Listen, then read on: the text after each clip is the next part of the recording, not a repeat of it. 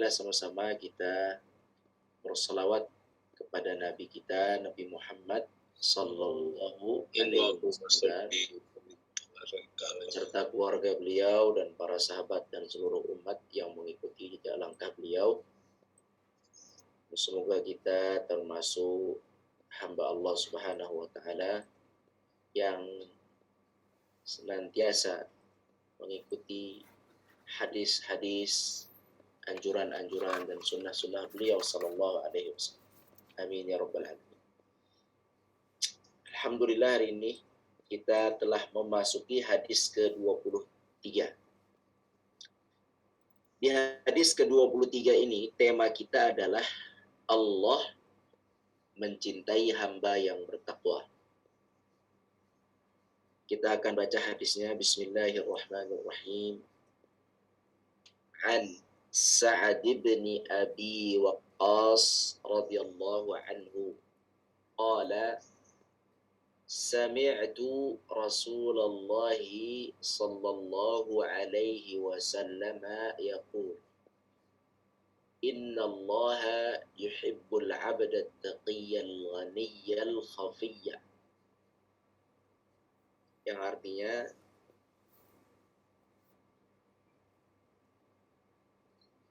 dari Sa'id bin Abi Waqqas radhiyallahu anhu, beliau berkata, saya pernah mendengar Rasulullah sallallahu alaihi wasallam bersabda, sesungguhnya Allah mencintai hamba yang bertakwa, yang berkecukupan dan sembunyi-sembunyi. Hadis riwayat Muslim. Secara singkat hadis ini kalau difahami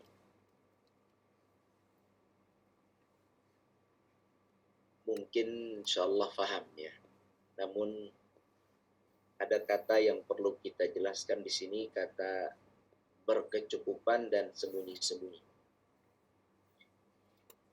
Kalau yang pertama, kata takwa, insyaallah kita sudah mengerti. Sesungguhnya Allah mencintai hamba yang bertakwa. Insyaallah mengerti. Kemudian di sini ada yang berkecukupan dan sembunyi-sembunyi. Kita pelajari nanti apa saja makna dari berkecukupan dan sembunyi-sembunyi.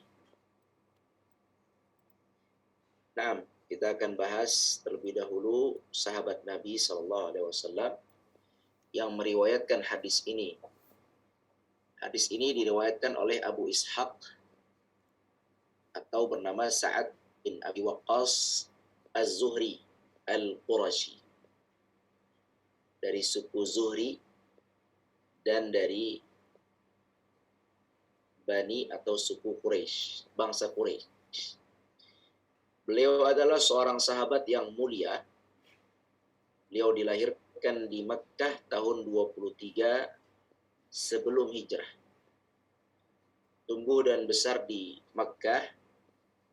Ia masuk Islam dengan cepat, termasuk golongan yang pertama-tama masuk Islam, dan termasuk dari 10 orang yang dijamin masuk surga. Jadi Sa'ad bin Abi Waqqas adalah sahabat yang dijamin masuk surga oleh Nabi sallallahu alaihi wasallam, yang namanya disebut oleh Nabi sallallahu alaihi wasallam dalam sebuah hadis ketika Nabi menyebutkan 10 nama ahli surga. Dari 10 itu nama Sa'ad masuk. 10 itu yang pertama yang jelas adalah Abu Bakar, Umar, Utsman, Ali. Ini 4 sudah pasti. Abu Bakar, Umar, Utsman, Ali, Ahlul Jannah. Subhanallah, mereka disampaikan oleh Nabi masuk surga sebelum wafat sudah dapat berita Ahlul Jannah. Subhanallah. Kemudian yang kelima namanya Talhah bin Ubaidillah. Yang keenam namanya Abdurrahman bin Auf. Pernah kenal ya, Abdurrahman bin Auf. Kemudian yang ketujuh, Zubair. Zubair ibn Awam. Yang kedelapan, Sa'ad bin Abi Waqqas. Yang kesembilan, Sa'id. Yang kesepuluh ada namanya Abu Ubaidah bin Jarrah. Mereka ini adalah ahlul jannah. Dan Sa'ad termasuk salah satunya. Masya Allah. Semoga kita termasuk hamba-hamba Allah yang mendapatkan surga Allah Subhanahu wa taala. Allahumma amin. Kemudian beliau termasuk tim musyawarah 6 orang yang dipilih Umar agar salah satu dari mereka menjadi khalifah setelahnya bagi kaum muslimin. Di zaman Umar ibn Khattab radhiyallahu anhu, beliau memilih 6 orang sahabat yang menjadi penasehat beliau dan konsultan beliau. Di antara 6 orang itu adalah Sa'ad bin Abi Waqqas. Juga di antara 6 itu ada Uthman ibn Affan. Juga ada Ali bin Abi Thalib. Dari 6 itu terpilih satu untuk menjadi pengganti Abu Bakar As-Siddiq, yaitu Uthman ibn Affan radhiyallahu anhu. Sa'ad bin Abi Waqqas salah satu tim, walaupun tidak terpilih menjadi khalifah menggantikan Umar, tapi beliau terpilih menjadi salah satu tim 6 orang yang terpilih. Dari sekian banyak sahabat, 6 orang yang terpilih menjadi tim pengawal Khalifah Umar radhiyallahu anhu. Tim konsultan Khalifah Umar radhiyallahu anhu. Kemudian Sa'ad bin Abi Waqqas hijrah ke Madinah dan mengikut perang Badar dan peperangan yang lain setelah Badar. Ia termasuk anak-anak paman ibunda Nabi sallallahu alaihi wasallam. Oleh karena itu Nabi memanggilnya dengan Khali, yakni anak dari paman Nabi. Khali, anak dari paman Nabi, dari pihak ibu, bukan berarti saudara ibunya. Ya. Jadi anak dari paman-paman Nabi dari pihak ibu. Jadi ada hubungan keluarga dengan Nabi sallallahu alaihi wasallam. Kemudian Sa'ad bin Abi Waqqas adalah penunggang kuda yang pemberani, termasuk di antara para komandan Rasulullah SAW. Ia memiliki kedudukan yang agung pada masa Khalifah Abu Bakar As-Siddiq. Demikian pula pada masa Khalifah Umar Al-Faruq. Ia telah ditunjuk sebagai amir. Amir yakni gubernur. Gubernur Kufah. Kufah di Irak pada masa Utsman ibn Affan. Jadi di masa Umar bin Khattab radhiyallahu anhu, beliau adalah sebagai tim penasehat. Setelah Umar bin Khattab radhiyallahu anhu meninggal, dipilihlah Utsman bin Affan radhiyallahu anhu dari 6 orang itu. Mereka sepakat memilih Utsman bin Affan radhiyallahu anhu. Nah, Utsman bin Affan radhiyallahu anhu menugaskan Sa'ad bin Abi Waqqas. Karena Sa'ad adalah bagian dari 6 itu, maka ditunjuk sebagai gubernur di daerah Kufah untuk kaum muslimin yang tinggal di daerah Kufah atau Irak, di daerah Irak. Nah, Sa'ad bin Abi Waqqas pernah memimpin pasukan muslim untuk berperang di negeri Persia dan negeri Irak. Maka ia pun dengan izin Allah mampu menaklukkan Persia di Qadisiyah. Ibu kotanya Qadisiyah saat itu. Kerajaan Persia runtuh di bawah pimpinan Sa'ad bin Abi Waqqas. Ia juga menaklukkan Madain. Doanya diijabah oleh Allah. Ia memiliki sejarah yang agung dan keutamaan yang sangat banyak. Kita tidak membahasnya agar tidak memperpanjang pembahasan. Kemudian Sa'ad bin Abi Waqqas meninggalkan urusan hukum dan politik dan meninggalkan fitnah Nah, fitnah itu adalah sesuatu yang merusak keimanan dan merusak agama. Beliau tinggalkan fitnah. Di antara fitnah itu adalah pertikaian di antara kaum muslimin, perebutan jabatan di antara kaum muslimin. Itu termasuk fitnah. Nah, saat itu terjadi pertikaian di antara kaum muslimin disebabkan orang-orang munafik. Pertikaian terjadi di antara Ali radhiyallahu anhu dengan Muawiyah radhiyallahu anhu. Juga pertikaian antara Ali radhiyallahu anhu dan Aisyah radhiyallahu anha, tapi pertikaian ini sekali lagi semuanya adalah didesain, dirancang oleh orang-orang munafik sehingga terjadilah pertikaian-pertikaian yang tidak begitu dahsyat, tapi lebih banyak kepada damai akhir. Ya, tidak begitu dahsyat lah, tidak begitu bermasalah besar, terjadi perdamaian juga. Namun Sa'ad bin Abi Waqqas memilih untuk tidak ikut kemana-kemana. Beliau memilih untuk meninggalkan pertikaian-pertikaian tersebut dan beliau memilih untuk berdiam diri di rumah beliau. Ya, beliau meninggalkan fitnah yang sangat besar yang terjadi antara para sahabat serta menyuruh istrinya dan anak-anaknya untuk tidak mempedulikan kabar fitnah yang terjadi antara sahabat radhiyallahu anhu. Beliau tidak pedulikan. Telah diriwayatkan darinya dalam kitab-kitab hadis sebanyak 270 hadis. Postur tubuh beliau pendek dan kekar, meninggal tahun 55 Hijriah, diakid di istananya sejarak 7 mil dari Madinah. Kemudian ia dibawa ke Madinah, ketika itu Amir Madinah Marwan bin Hakam, dan dimakamkan di Baqi. Ia adalah kaum muhajirin yang paling akhir wafat. Masya Allah. Kaum muhajirin yang paling akhir wafat. Baik. Sekarang faedah hadis. Tadi kita sudah baca hadisnya bahwa Allah mencintai orang yang bertakwa. Baik, yang pertama yang perlu difahami dari hadis ini, yang memegang buku garis bawahi kata mencintai. Artinya Allah Subhanahu wa taala itu memiliki sifat cinta, sifat kasih, sifat suka.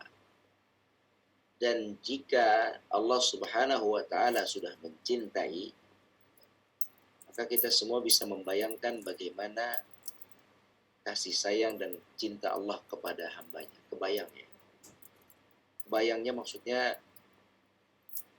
rasa cinta kita kepada seseorang saja bisa membuat kita begitu baik, lembut, pemaaf sebab kita mencintainya.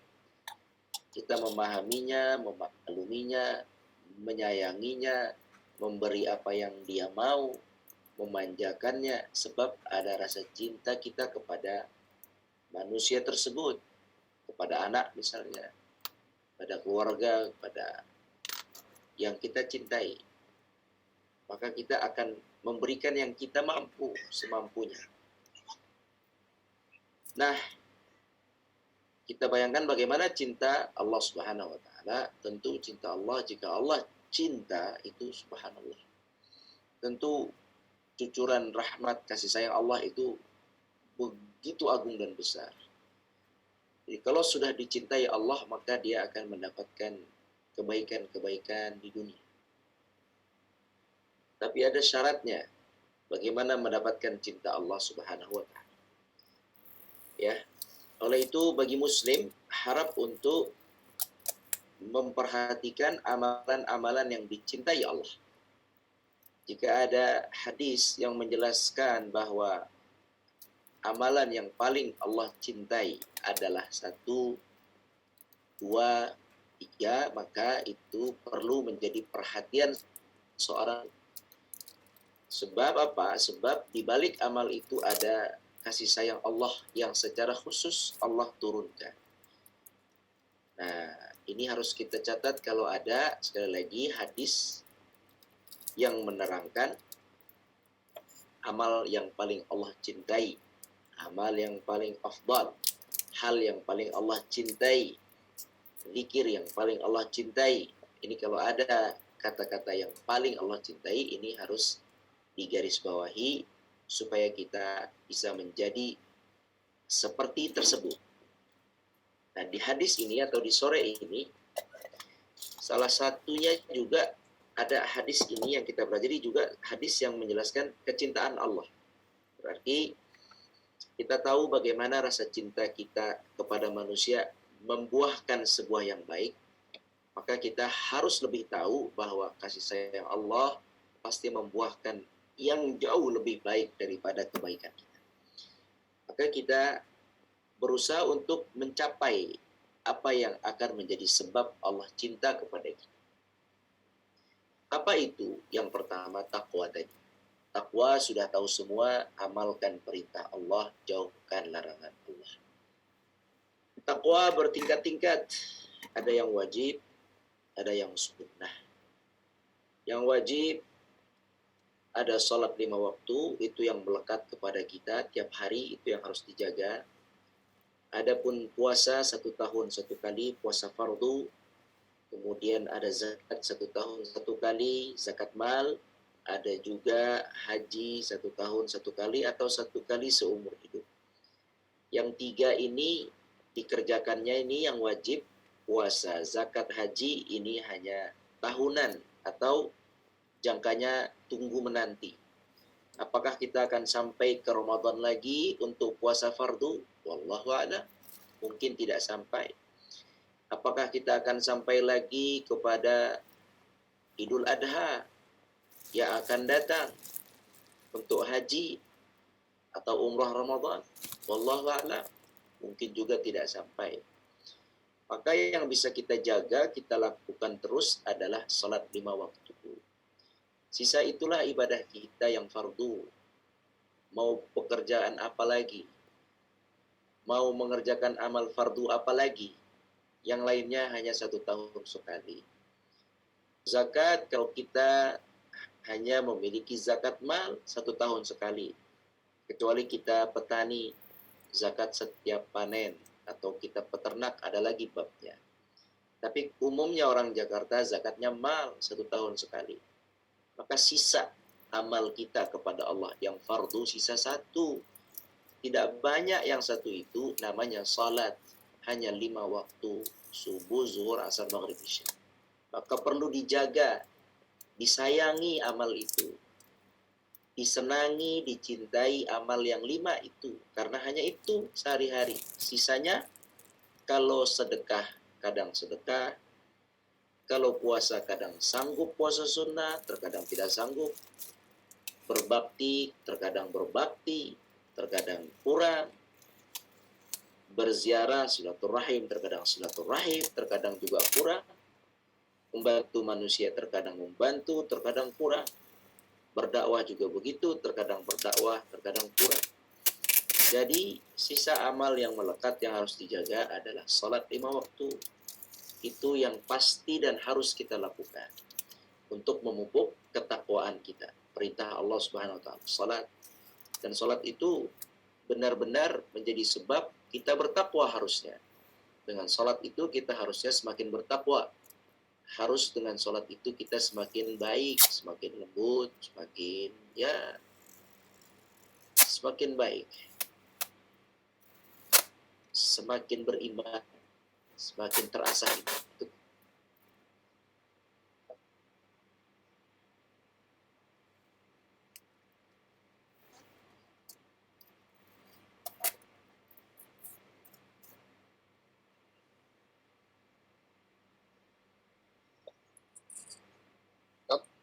Putus-putus suaranya.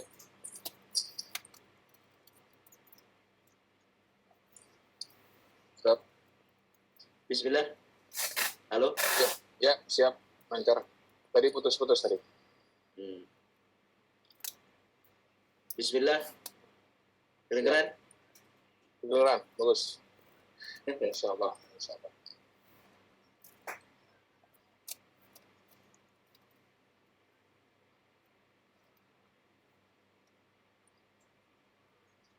Nah, bismillah. Jadi yang kedua dari takwa itu yang kita sudah tahu semua adalah meninggalkan maksiat. Maksiat juga ada tingkatannya. Ada yang namanya haram, ada yang namanya makruh. Ada yang haram, ada yang makruh. Ada yang syubhat. Haram, makruh, syubhat. Kalau tingkatannya paling tinggi, paling jelek, haram, syubhat dulu. Maaf, haram, kemudian syubhat, baru makruh. Tingkatannya sekali lagi, haram itu sudah paling bahaya. Ini bahaya sekali. Mudarat, muskilah, bahaya untuk kita. Kemudian di bawah haram ada syubhat. Syubhat itu tidak jelas. Antara haram dan halal, tidak jelas. Ini juga dalam Islam, kalau mau baik agamanya, tinggalkan yang syubhat, remang-remang, tidak jelas hukumnya. Tidak jelas bagi orang awam, bagi ulama jelas. Kemudian di bawah syubhat ada namanya makruh. Makruh ini biasanya ditinggalkan oleh orang-orang yang suka dengan akhirat. Orang yang cinta dengan Allah, dia akan mengalahkan segala kemauan dirinya untuk Allah. Yang Allah mau seperti ini, yang saya mau seperti ini. Tapi karena Allah mau seperti ini, saya mengalah ikut yang Allah mau. Nah, biasanya orang yang mengikut yang Allah mau ini selalu menjauhkan yang pasti haram, syubhat, dan yang pasti menjauhkan juga yang makruh. Ya, karena dia mendahulukan keinginan Allah daripada keinginannya pribadi. Baik, itulah takwa. Kita sudah tahu. Baik, di sini penjelasan beliau nomor 1, kehidupan masyarakat merupakan perkara utama dan keniscayaan bagi manusia. Maka manusia harus hidup bersama masyarakat. Ya. Baik, yang kedua, jika bergabung dengan masyarakat akan mendorong kepada kemaksiatan kepada Allah. Maka menyendiri dalam kondisi tersebut lebih baik bagi orang yang dikhawatirkan dirinya terkena fitnah dalam agama atau terjebak dalam perkara. Baik, ini sepertinya penjelasan beliau lebih kepada al-khafi, sembunyi-sembunyi. Ya, tadi hadisnya coba kita lihat di sini bahwa ada 3 hal. Allah mencintai 3 hal. Orang yang bertakwa, ya, takwa, kemudian berkecukupan dan sembunyi-sembunyi. Beliau lebih fokus ke sembunyi-sembunyinya. Baik, takwa sudah Anda jelaskan, sekarang berkecukupan. Apa makna berkecukupan? Berkecukupan maksudnya adalah yang dijelaskan dalam hadis Nabi yang lain adalah dia laisal ghina ghinal mali wa innama ghinal nafsi atau ghinal qalbi. Yang dimaksud berkecukupan di sini adalah seseorang merasa qanaah, hatinya kaya. Qanaah. Apa itu qanaah? Qanaah itu menerima dengan ikhlas. Qanaah, menerima takdir Allah dengan syukur dan sabar. Berkecukupan. Menerima takdir Allah dengan syukur dan sabar. Baik. Seorang yang merasa berkecukupan ialah orang yang mendahulukan, yang memiliki keimanan yang baik. Dia yakin bahwa harta yang terbaik itu adalah iman. Yang ada di dalam hatinya, iman. Dan harta yang lain, semua harta selain iman, dia meyakini itu di bawah uang. Uang itu harta. Menarik. Rumah itu harta. Menarik. Mobil itu harta. Menarik. Emas itu harta. Menarik. Tapi orang yang berkecukupan ini, yang kaya hatinya, kaya imannya ini kuat, dia menganggap bahwa harta karunnya adalah, harta kekayaannya adalah iman. Maka dia tidak akan mau mengorbankan iman disebabkan dengan uang. Dia tidak mau mengorbankan iman disebabkan karena harta dan jabatan, karena kendaraan, karena yang lain. Sebab dia merasa iman adalah lebih utama. Ya, perhatikan hadis Nabi SAW. Yang lain Nabi bersabda bahwa kata Nabi SAW bahwa jika ada serigala lapar, kemudian dia dilepas di depan domba. Di domba, ini serigala lapar. Ini serigala akan menerkam domba. Kira-kira ini domba akan dicobak-cabik sampai habis atau tidak? Tentu sampai habis. Karena serigalanya lapar. Jangankan lapar. Ketika dia tidak lapar pun, sedang tidak begitu lapar, dia pun akan mencoba cabik itu domba. Digigit lehernya, dirusak kulitnya, terus dagingnya dicobak-cabik terus. Itu kalau tidak lapar. Apalagi kalau lapar, dilahapnya, dihabiskan, dihancur sehancur-hancurnya domba tersebut.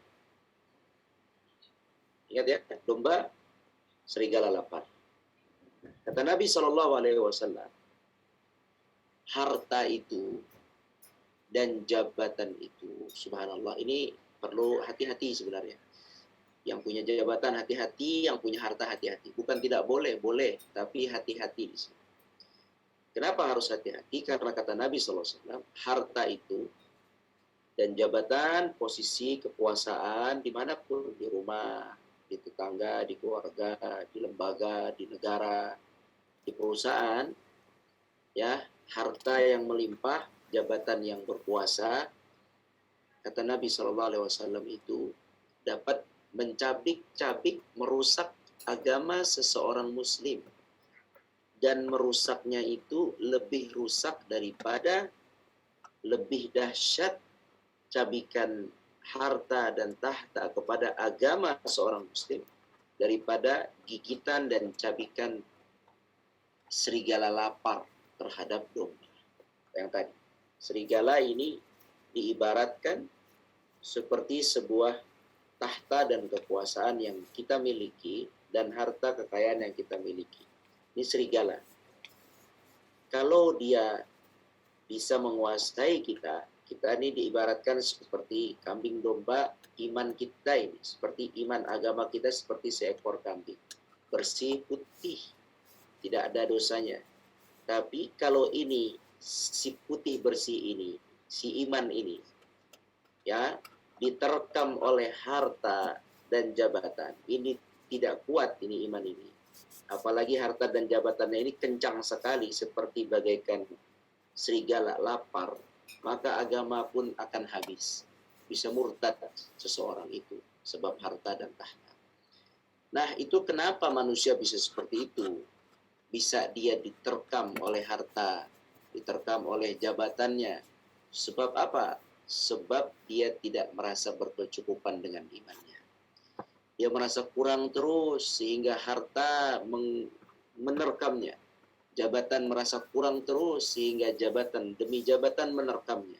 Akhirnya rusaklah agamanya, dicabik-cabik, lebih rusak lagi daripada rusaknya daging domba yang dicabik-cabik oleh serigala yang lapar.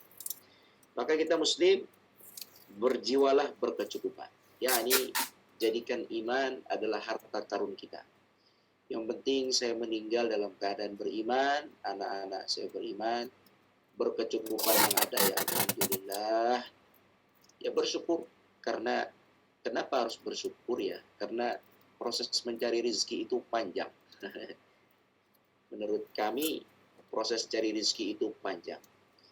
Artinya tidak dapat hari ini bisa besok. Tidak dapat besok bisa besoknya lagi.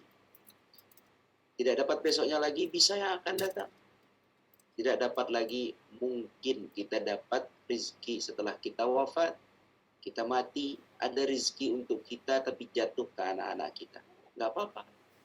Atau mungkin kita ditakdirkan tidak banyak rezeki di muka bumi ini, tapi diberikan rezeki di akhirat kelak. Jadi panjang mencari rezeki itu. Jangan tergesa-gesa. Kemudian yang kedua, yang namanya yakni selain dia waktunya panjang, yang kedua pencarian rezeki itu bisa dari banyak sumber. Terkadang kita dapat rezeki dari si fulan tempat kita bekerja.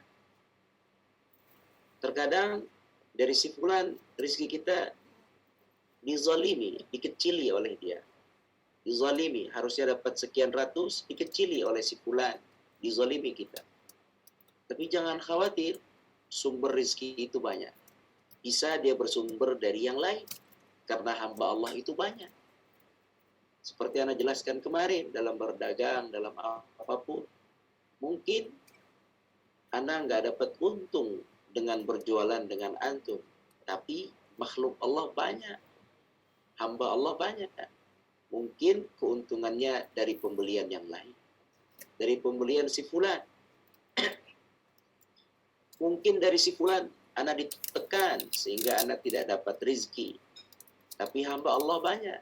Mungkin rezeki Anda lewat si fulan. Maksudnya begitu. Jadi nggak usah tergesa-gesa mencari rezeki. Antum tenang aja, jalani cari yang halal. Cari yang halal. Karena kenapa? Perjalanan mencari rezeki panjang, nggak dapat hari ini, bisa besok, bisa besoknya lagi. Dan bagi Allah sekejap, kalau Allah sudah ingin kasih sekejap, cepat. Nggak usah khawatir. Jangan terlalu pusing mikirin 5 tahun lagi gimana anak saya kuliah, dari mana duitnya. Ngapain mikirin begitu? Saya ini tahun depan harus bayar A, bayar B. Nggak usah dipikirin. Tugas antum adalah merasa cukup kepada Allah, berdoa, minta dicukupkan oleh Allah. Minta dicukupkan, kenapa sih selalu menghitung-hitung dengan yang kasat mata, tapi mengaku beriman, tapi menghitung-hitung terus dengan yang kasat mata. Tidak yakin, tidak merasa cukup. Datanglah kepada Allah yang maha cukup, yang maha kaya, maka Allah akan cukupkan. Nggak bisa hari ini, besok, nggak bisa besok. Nggak bisa juga di detik terakhir. Jika kita ridha dan ikhlas, kita benar-benar sungguh-sungguh minta dengan yakin, Allah kasih di detik terakhir. Rasakan pasti begitu. Allah Subhanahu wa taala itu Maha mendengar, bukan buta, bukan tulillah, astagfirullah. Allah Maha mendengar, Maha tahu, tapi antum kita jujur dalam hati. Dalam mencari rezeki jujur, dalam meminta jujur, segala macam ikhlas maksudnya. Ya, jadi mencari rezeki itu adalah perjalanan panjang, nggak usah cepat-cepat. Yang kedua, mencari rezeki itu tadi adalah punya sumber yang banyak, tidak harus dari satu sumber. Anak nasihati para pegawai, bekerja sebagai pegawai, yang menganggap rezeki Allah dari satu sumber, hati-hati jangan terlalu menyempitkan rezeki Allah. Sumbernya banyak. Kalau antum menyempitkan rezeki Allah hanya dari gaji kerja, Allah sempitkan rezeki antum hanya dari situ. Tapi kalau antum meluaskan sebab rezeki bisa banyak datangnya, bisa berupa hadiah, bisa berupa waris, bisa berupa hibah atau sedekah atau apapun yang diberikan oleh orang lain kepada kita, sengaja atau tidak sengaja, dikenal atau tidak kenal. Ya, semua itu bisa memungkinkan sampai kepada kita. Yang penting antum merasa cukup di hadapan Allah dan Allah akan cukupkan. Ya, itu makna cukup. Jangan sampai kita lapar terus dengan harta dan tahta karena dia merusak agama kita. Kemudian yang ketiga, sembunyi-sembunyi. Ini baru yang dijelaskan oleh Syekh. Sembunyi-sembunyi di sini maksudnya adalah orang yang tidak ikut campur urusan fitnah tadi. Ada perkara-perkara fitnah pertikaian kaum muslimin, antum jangan ikut bertikai. Kaum muslimin ribut urusan yang tidak penting, antum jangan perlu ikut ribut di situ. Kita lihat di sini. Ya, nomor 2, lihat. Nomor 1 sudah, nomor 2. Jika bergabung dengan masyarakat akan mendorong kepada kemaksiatan kepada Allah, maka menyendiri dalam kondisi tersebut lebih baik bagi orang yang dikhawatirkan dirinya terkena fitnah dalam agama atau terjebak dalam perkara haram dan syubhat dan semisal. Seandainya ada pertikaian di antara kaum muslimin atau di tengah-tengah masyarakat, kalau kita tidak sanggup untuk melerai, Ya, kalau kita masuk ke dalam kelompok tersebut, agama kita akan rusak, kita ikut-ikut dengan mereka, zalim dengan mereka, maka lebih baik mundur. Hanya orang-orang soleh dulu tidak mau diletakkan di tempat-tempat posisi-posisi yang jadi mufti, terkadang nggak mau. Jadi mufti negara kadang nggak mau orang-orang soleh dulu, karena masalahnya kalau sudah masuk situ, beliau tidak bisa menjaga sadar diri gitu. Saya kalau masuk ke sini, saya tidak bisa menjaga keimanan saya, agama saya. Maka lebih baik antum mundur. Begitu caranya ya. Di tempat kerja antum, kalau kita di tempat kerja itu tidak bisa menjaga agama kita, ya, masuk kerja jadi tidak boleh kerudung, masuk kerja jadi tidak bisa salat, masuk kerja jadi terluntang-lantung ibadah sunnah kita, masuk kerja jadi nggak bisa kajian, masuk kerja jadi nggak bisa macam-macam. Semuanya tiap hari kerjaan aja, gara-gara kerjaan kita terjual agama kita, atau bahkan nauzubillah gara-gara kerjaan bisa murtad, itu anjurannya tinggalin kerjaan itu. Menjauh dari hal seperti itu. Fitnah-fitnah itu kita jauh. Ya. Kemudian yang ketiga, menjalin silaturahim, termasuk perkara yang utama dalam agama Islam. Kecuali jika hubungan tersebut membawa kepada kemaksiatan, maka hendaknya silaturahim ditinggalkan sebagai pengamalan dari kaidah fikih darul mafasid muqaddam ala jalbil manafid, meninggalkan kerusakan didahulukan daripada mengambil manfaat. Silaturahim adalah sunnah, tapi kalau kita datangi dia mau silaturahim, dia timpuk kita, maka maslahatnya tidak perlu didatangi. Atau kita mau silaturahim, tapi kalau kita silaturahim, kita dikunci pintunya rapat-rapat sama dia, bahkan dihina-hina dari atas rumahnya, maka tidak perlu silaturahim. Begitu maksudnya. Jadi kalau kita di luar dalam bermasyarakat ini, dalam sebuah organisasi, dalam sebuah apapun yang ada kita bertikai di dalam sesama muslim, maka anjurannya mundur saja. Jadi dipahami? Keluar dari ruang lingkup itu, keluar. Itu lebih maslahat. Bahkan sampai silaturahim aja yang disunnahkan dan ayatnya banyak mengenai itu. Datangi, temui, sampaikan, saya maafkan, sampaikan, saya minta maaf. Itu kalau kita datangi akan jadi perang lagi, timpuk menimpuk, dia nimpuk kita, kita walaupun tidak nimpuk, kita nggak boleh, nggak usah datang. Sebab ini jadi permasalahan baru. Gitu ya. Kaidahnya meninggalkan kerusakan didahulukan daripada mengambil manfaat. Karena datang kepada fulan, mau minta maaf, Anda mau sambung lagi silaturahim, baik dia keluarga ataupun orang lain, mau minta maaf. Tapi kalau Anda mau minta maaf, manfaat, baik, minta maaf. Tapi kalau Anda datang minta maaf, dia nimpuk misalnya. Jadi kerusakan menimpuk kita ditimpuk, kerusakan lagi. Bisa saja saya emosi, Anda emosi bertengkar. Nah, kerusakan yang akan ditimbulkan dari manfaat yang ingin Anda ambil, itu lebih besar. Anda ingin ambil manfaat, minta maaf atau memaafkan.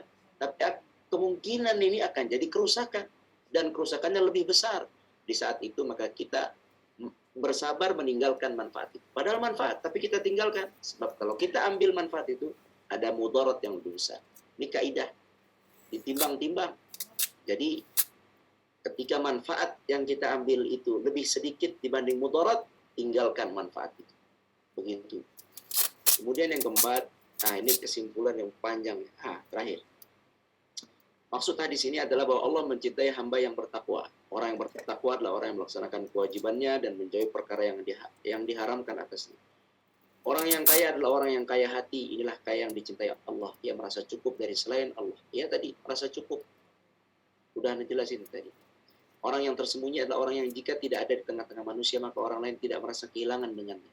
Dan jika hadir, maka orang lain tidak menyadari keberadaannya. Tapi dia memiliki kedudukan besar di sisi Allah dan pada posisi paling tinggi di antara orang-orang yang berkedudukan tinggi di sisi Allah.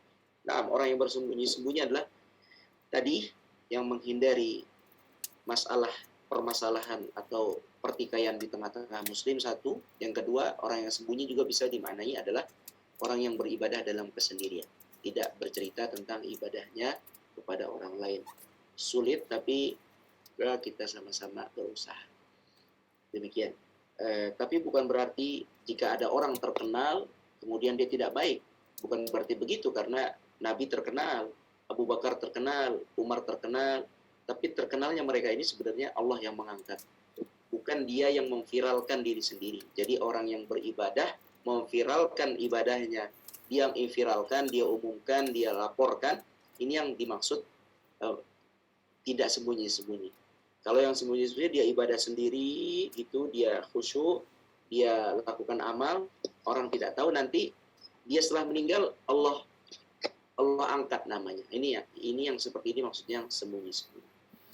Demikian Allah alam. Semoga Allah berikan kita keyakinan kepada Allah yang kuat. Allah jadikan kita 3 hamba ini yang takwa, yang merasa cukup dengan yang kita miliki. Yang ketiga, kita sembunyi dalam beramal dan juga menjauh segala pertikaian di antara kaum muslimin, apalagi pertikaian-pertikaian yang sudah mencakup yang lain, urusan-urusan yang tidak penting. Alhamdulillah, jazakallah khairan Ustaz untuk penjelasan materi hadis nomor 23 malam ini. Sudah ada yang masuk di kolom chat, saya bacakan terlebih dahulu dari Ibu Siti Sadia. Bismillah, Afwan Ustaz, izin bertanya. Terkadang jika seseorang telah dicintai Allah, hidup terasa tenang, damai, dan tentram penuh kasih sayang. Apa yang diminta akan diberi, apa yang diinginkan akan terkabul, segala kebutuhannya dipenuhi. Pertanyaannya, bagaimana menyikapi kezuhudan yang diperoleh dengan harta yang berkecukupan, tetapi justru dia memberikan kepada orang lain tidak begitu membutuhkan ketimbang memberikan semisal ke pesantren. Mohon penjelasannya. Ini maksudnya juga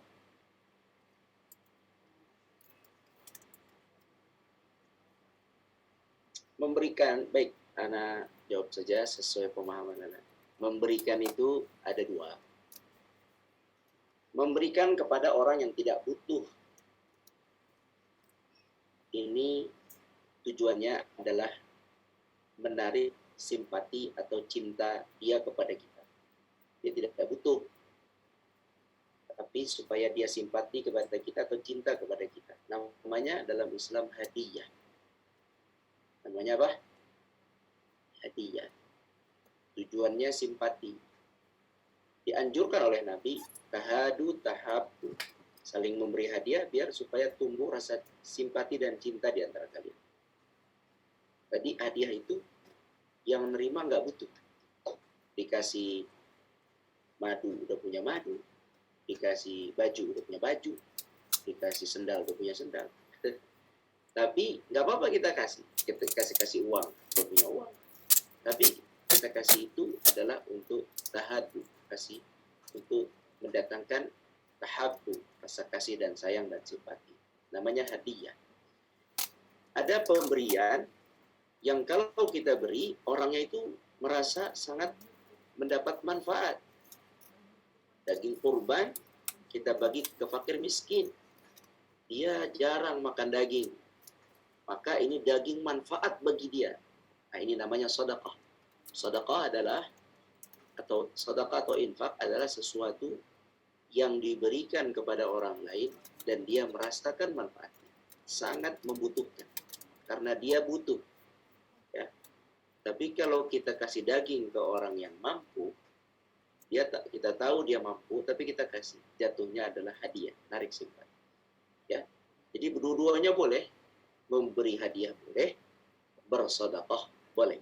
Tapi mana sih sebenarnya yang lebih kuat atau lebih tinggi pahalanya? Tentu sedekah. Karena sedekah itu mendatangkan manfaat bagi penerima. Manfaat bagi penerima. Sedangkan hadiah mendatangkan kecintaan bagi penerima belum tentu bermanfaat. Wallahu a'lam. Sebaiknya ya sedekah. Sebaiknya berikan kepada yang membutuhkan. Sebab menerima manfaat. Nah. Baik. Belum ada lagi yang masuk di kolom chat. Kita mau buka sesi tanya jawab langsung saja. Silakan Bapak Ibu yang mau bertanya bisa membuka mikrofonnya.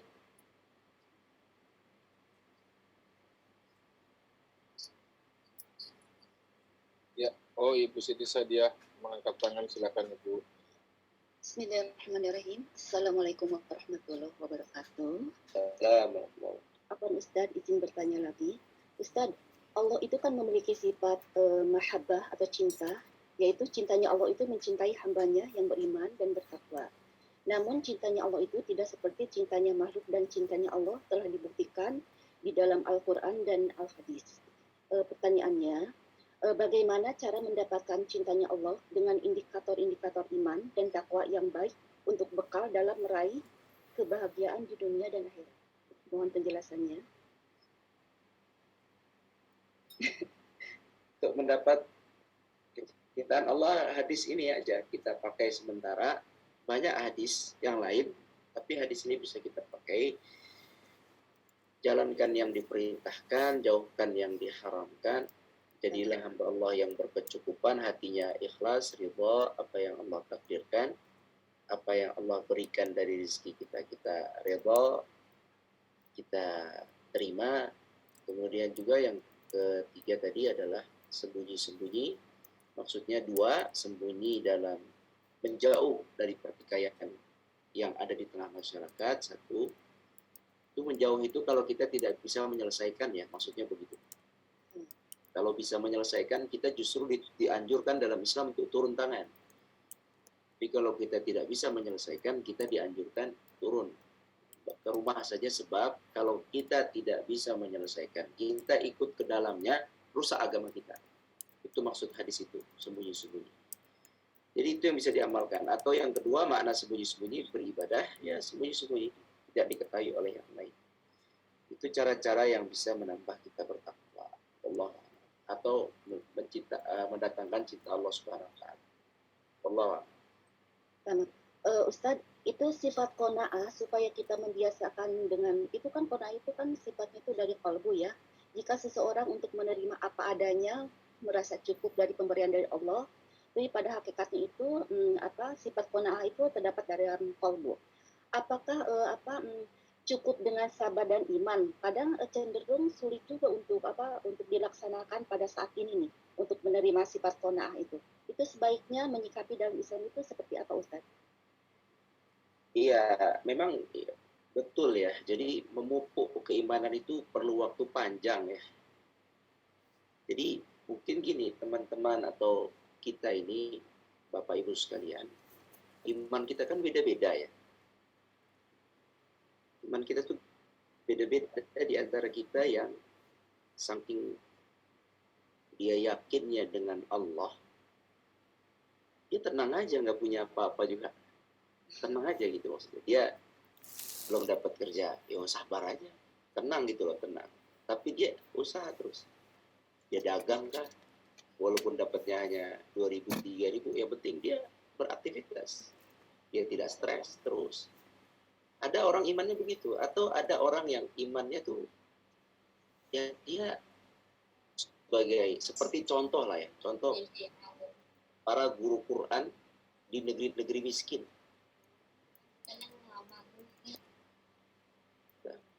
Para guru Quran di negeri miskin, misalnya guru Quran di India, misalnya. Ya di India kan, contohnya di India, Muslim sedikit, banyaknya miskin. Guru Quran di sana itu dia nggak takut rezeki, dia hanya duduk di masjid ngajar Quran aja tiap hari. Dia yakin saya bisa makan, saya bisa minum, dan rata-rata miskin-miskin itu. Bahkan di Mesir juga banyak. Coba aja tanya anak-anak Mesir yang alumni Mesir, kalau yang di pelosok-pelosok yang guru-guru Quran yang menerima hafalan para murid, itu mereka tenang-tenang aja. Dengan keadaan miskin yang mereka alami itu biasa saja. Ya, mereka fokus aja beribadah. Nah itu tuh kan keimanan ya. Itu keimanan kita mungkin belum sampai iman kita ke mereka. Tapi bagaimana caranya dipupuk? Dipupuk dengan apa? Dengan memahami bahwa Allah Maha Kuasa, Maha Kaya, Allah Maha mencukupkan, satu. Yang kedua tuh kita tuh bukan kebahagiaan utamanya di sini sebenarnya, bukan di dunia ini. Jadi di dunia ini ya udah gitu, maksudnya syukur ada, alhamdulillah, nggak ada. Tadi waktu itu panjang, rezeki itu bisa dilempar besok oleh Allah, diberi besok, jadi ya aja. Ya, Nabi SAW, kenapa Nabi itu ya tidur di atas apa tuh pelepah kurma sampai nyeplak-nyeplak di badannya, di pundaknya nyeplak bekas pohon, bekas daun. Tapi kenapa hidup sesederhana itu, dapat harta rampasan beratusan juta miliar, habis lagi buat tamu, habis lagi buat ini. Itu kan keimanannya kita nggak sampai ke situ. Kita mana bisa begitu. Tapi kenapa Nabi bisa seperti itu? Itu keimanannya. Jadi masing-masing kita nih punya derajat iman yang beda-beda. Suami istri bisa beda. Suaminya segini, istrinya segini. Bisa beda. Yang satu kuat keyakinannya, satu enggak kuat. Ini gimana sih melatihnya? Melatihnya itu dengan banyak mendengarkan nasihat agama, dengan banyak tadabbur. Tadabbur Quran itu penting. Kalau belajar fikih itu kita gerakan sholat, ibadah, amalan. Tapi terkadang amalan yang kita pelajari sunnah A, sunnah B, sunnah C, amalan-amalan itu kadang itu kurang direnungi dengan keyakinan dalam hati. Jadi akhirnya begitu. Jadi beramal gitu, tapi keyakinan itu loyo gitu. Gampang putus asa. Beramal mah bagus di masjid, setelah di luar rakus kayak serigala lapar. Jadi ini masalah nih. Sebab apa sih? Sebab dia masih lemah sebenarnya imannya. Untuk memupuk iman itu tadabbur. Tadabbur itu baca di ayat-ayat Quran tentang surga, tentang neraka, tentang bagaimana Allah mentakdirkan. Pokoknya Quran itu kalau dibaca itu adalah obat hati. Dia tuh ngasah hati kita semakin paham. Kita hamba, kita tunduk, kita turut, kita ikhlas apapun. Itu tuh pokoknya kalau udah Quran yang dibaca, tadabbur, hati yang kena. Tapi kalau belajar hadis nih, yang kita pelajari di bab hadis, ini praktek yang kena. Zikirnya apa, lafaznya gimana, amalnya apa. Kalau hadis memang praktek, karena hadis itu adalah kebanyakannya diambil dari keseharian Nabi. Tapi kalau untuk mau ngasah hati, biar keimanan semakin mantap, itu tadabbur babnya. Tafsir tadabbur. Nah, dan harus benar-benar tadabburnya benar, belajarnya benar, serius. Itu 1 ayat 2 ayat bisa menambah iman. Oh ya. Itu. Jadi sama-sama pupuk lah. Jadi tidak mudah memang, tapi kita pupuk sama-sama dengan memperbanyak baca tafsir atau tadabbur ayat-ayat Al-Quran. Allah. Masya Allah. Penjabarannya luas sekali. Syukur Ustaz. Assalamualaikum warahmatullahi wabarakatuh. Assalamualaikum. Baik, ada satu pertanyaan masuk dari kolom chat. Saya bacakan dulu dari Bapak Basir. Bismillah, afwan Ustadz. Ana mau bertanya, amalan apa untuk kita agar tidak punya kekhawatiran akan rezeki dari Allah SWT, agar tetap kuat iman kita selalu di atas. Syukur.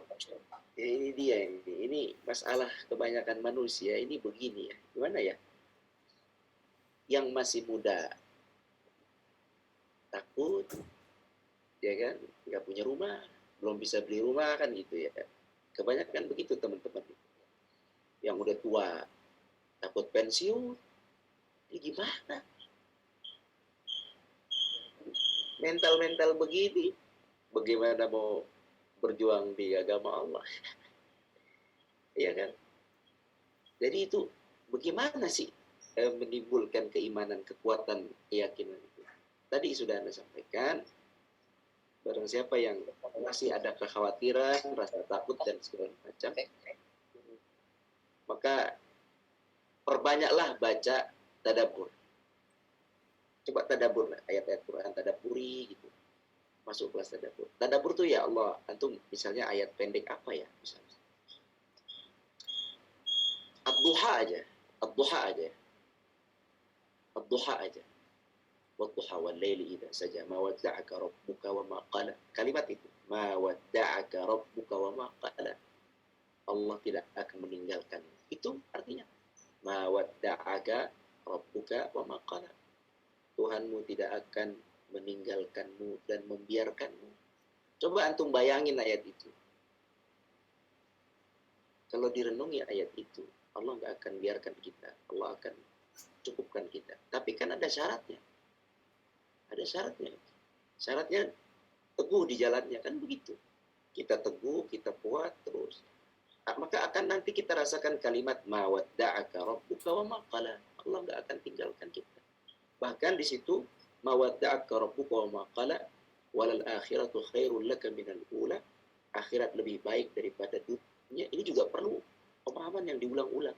Akhirat lebih baik, akhirat lebih baik. Ini harus suami istri. Kalau akhirat lebih baik itu menancap di otak kita, itu tuh dunia nggak ada. Bukannya kita nggak boleh menghargai, cuman maksudnya jadi rendah, ngerti gak? Dapat syukur nggak? Ya udahlah, gitu. Jadi tenang hidup itu. Bisa sekolah anak mahal, alhamdulillah. Nggak bisa, ya udahlah. Gimana? Yang penting walal akhiratu. Yang penting Allah nggak ninggalin kita. Yang penting akhirat kita itu lebih baik nanti, mudah-mudahan daripada dunia. Ya nggak apa-apa. Allah minal ula. Terus wala saufa yu'tika rabbuka fatahta. Dan Allah Tuhanmu akan memberikanmu sesuatu yang engkau nanti ridha. Akan memberikanmu yang ketika engkau diberikan, engkau akan pasti senang dengan pemberian Allah. Kaget, oh pemberiannya sebegini. Tapi syaratnya tadi, antum yakini dulu ma wadda'aka rabbuka wa ma qala. Jangan pernah merasa Allah meninggalkan antum. Yang kedua, yakini bahwa akhirat itu utama. Nanti baru walastofa yu'tika rabbuka fatarda. Nanti Allah kasih yang engkau itu kaget, ridha dengan pemberian. Oh, Masya Allah, tiba-tiba saya nggak nyangka ada pemberian. Jadi ya diasah dengan kisah-kisah Nabi, dengan tadabbur tadi ayat-ayat. Kadang satu ayat, dua ayat cukup untuk merubah persepsi kita dan keimanan kita. Wallahu a'lam. Baik. Masih ada lagi yang mau bertanya langsung? Mas Romi Budiman mengangkat tangan atau Pak Ya, Arme Tat. membuka mikrofon? Yang mana dulu? Mas Romi dulu, silakan. Mana ya? Assalamualaikum, Tat. Mengenai Ya, Mas Rami, ahlan salam. mengenai pemberian atau sodakoh, mana yang lebih utama nih, Tat? Fadilahnya mana yang utama?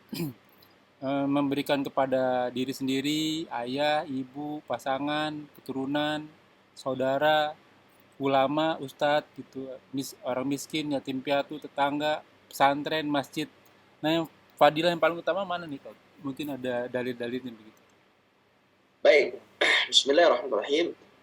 Urutannya kalau di surat Al-Baqarah Allah berfirman, yas'alunaka madza yunfiqun qul ma anfaqtum min khairin falil walidain.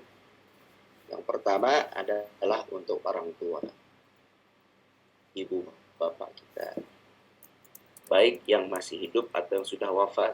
Ibu mau nanya. Kita infakkan atas nama ibu bapak kita.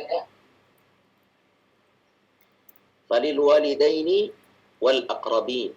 Yang kedua setelah ibu bapak adalah al aqrabin, adalah kerabat kita.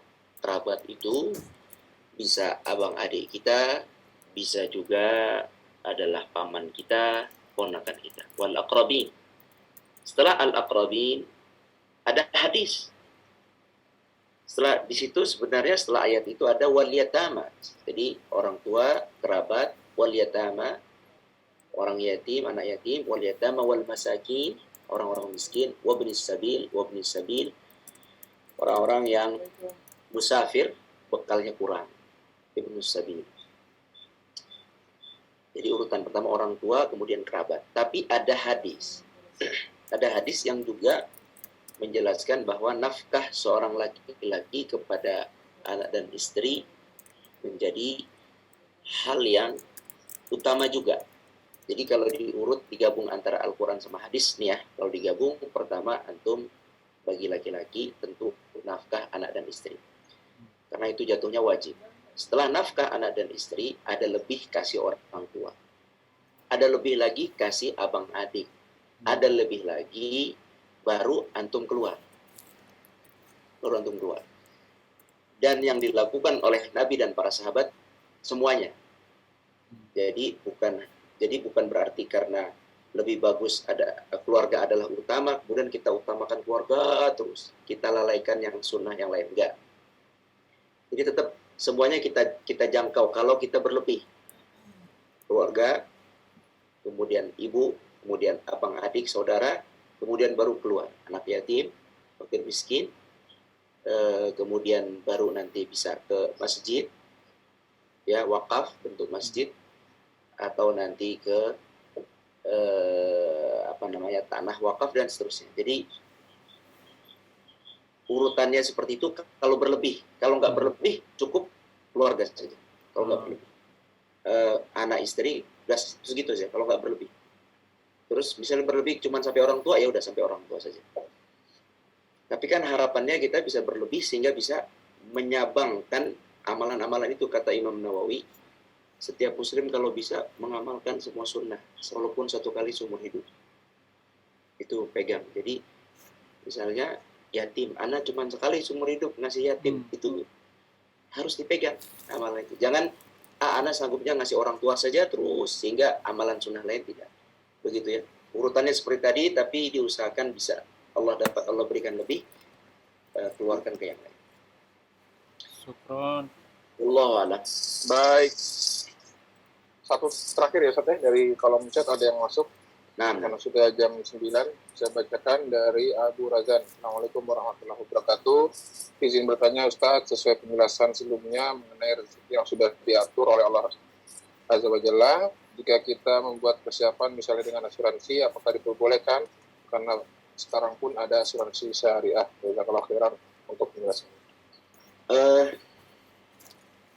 Ana pribadi tidak mengikut asuransi. Dan ayah orang tua Ana pun mengajarkan tidak perlu ikut asuransi. Tadi Ana sampaikan bahwa setiap muslim punya keimanan masing-masing, yang mana yang hanya dia yang merasakan. Keberanian seseorang untuk tidak menggunakan asuransi tentu sebab dia punya keyakinan yang antum tidak miliki, yang kita tidak miliki. Termasuk keberanian seseorang untuk dia bertahan dengan sakitnya. Udahlah, saya tidak mau di A, di B, udah saya bertahan, bersabar dengan penyakit. Allah Maha Kuasa, sampai wafat. Kita tidak bisa salahkan dia, karena dia punya keyakinan. Yang keyakinan dia kita tidak sampai. Begitu juga asuransi. Jadi asuransi itu bagi orang-orang yang, coba antum perhatikan, yang ketergantungan kepada Allahnya lebih kuat, kemungkinan sih dia tidak akan memasukkan dirinya kepada asuransi. Jadi bukan masalah halal haram asuransi di sini. Kalau asuransi syariah misalnya, ada dewan syariah yang menghalalkan, silahkan saja. Jadi yang bisa menjawab perlu atau tidaknya itu iman kita masing-masing. Ya, keimanan, ketergantungan kita kepada Rabb Allah yang bisa menentukan kita ikut asuransi itu. Itu aja. Ya, karena kita punya ketergantungan beda-beda. Anak antum semua beda-beda. Tepat? Bisa dipahami? Seperti itulah. Jadi hukumnya yang syariah ada Dewan Syariah Nasional membolehkan. Bukan menganjurkan, membolehkan, bukan menganjurkan. Tapi seseorang itu menggantungkan diri kepada asuransi dan tidak mengkaitkan diri dengan asuransi itu sebab sebenarnya iman. Nah, iman itu apa sih? Keyakinan, ketergantungan. Allahus Samad. Itu pernah belajar nggak? Tadabbur Allahus Samad. Ketergantungan seorang hamba kepada Allah itu pasti. Mau pakai asuransi nggak pakai asuransi, Allahus Samad. Allah tempat yang paling tempat tinggi bergantung. Itu aja. Kalau iman antum nggak ada masalah. Ya tergantunglah antum mainnya sama orang tukang asuransi atau sama para orang yang kuat iman. Kalau antum main sama orang yang kuat iman antum kuat. Coba aja. Ana tuh sering dinasihatin Syekh Muhammad Rabi'ah, ahli tadabbur tuh, kalau ngomong diangkat hati kita ke atas. Tapi kalau antum ngomong asuransi, diangkat hati antum asuransi. Jadi antum ngomong asuransi. Wallahu a'lam. Nah, Baik. Masih ada satu ternyata Ustaz. Saya bacakan ya, terakhir. Dari Bapak atau Ibu Alfian Amir. Assalamualaikum warahmatullahi wabarakatuh Ustaz. Untuk memperkuat keimanan dengan tadabbur Al-Quran, apakah mempelajari ilmu tasawuf adalah salah satu cara untuk memperkuat keimanan seseorang? Syukran. Nah, ana tidak ahli dalam tasawuf. Dan tasawuf itu banyak cabangnya. Ada yang diperbolehkan oleh para ulama, ada yang agak menyimpang. Jadi menurut Al-Quran lah menurut yang terinti untuk bisa memperkuat keimanan kita. Ayat-ayat itu tuh, tajam ayat-ayat itu. Kalau kita renungi, kita pahami satu-satu. Itu tiap ada ayat teringat Allah lagi, teringat oh ya Allah maha kuasa, ya Allah Tuhan semua manusia, oh ya Allah yang memberikan musibah, oh ya Allah yang semua. Al-Quran itu isinya kan itu aja. Banyak kan cerita-cerita Nabi pun itu juga. Hikmah dari cerita Nabi adalah pertolongan Allah kan. Berdakwah, ditekan, ditolong, dan begitu. Jadi kita membasahi hati kita dengan Quran itu lebih baik daripada dengan tarekat-tarekat yang wallahu a'lam. Jadi basahi dengan Quran. Karena Al-Quran begitu fungsinya tuh, itu mengangkat ruhiyah kita menjadi keimanan yang kuat. Dengan cara yang baik, yang benar, dengan referensi yang baik, yang benar, insyaallah bisa Al-Quran. Karena memang mukjizat, Al-Quran itu mukjizat. Dia diciptakan oleh Allah, bukan astagfirullahaladzim. Quran itu diturunkan oleh Allah untuk itu. Diturunkan oleh Allah untuk membuat keimanan seseorang terpaut, terikat kepada Allah Subhanahu. Na'am wallahu alam. Demikian, semoga Allah rahmati kita, Allah ampuni kita, Allah kuatkan iman kita. Banyaklah bermain dengan orang yang kuat iman. Jangan banyak bermain dengan orang yang suka jualan iman. Wallahu a'lam. Baik, alhamdulillah sekali lagi jazakallahu khairan selamat untuk kajian malam ini. Terima kasih banyak Bapak Ibu dan teman-teman sekalian yang sudah mengikuti. Insya Allah kita bertemu lagi di Sabtu yang akan datang. Kita akhiri dulu dengan kafaratul majelis. Subhanakallahumma wa bihamdika asyhadu an la ilaha illa anta astaghfiruka wa atubu ilaik. Mohon maaf atas segala kekurangannya. Terima kasih banyak sekali lagi. Assalamualaikum warahmatullahi wabarakatuh. Waalaikumsalam warahmatullahi wabarakatuh. Recording stopped. Syukran Ustaz. Jazakumullah khairan. Pak Guru Basir, makasih. Ulasannya. Ya, insyaallah barokah semuanya. Makasih Pak. Assalamualaikum. Makasih Pak Saman, makasih. Anak pamit ya. La ilaha illallah Muhammadun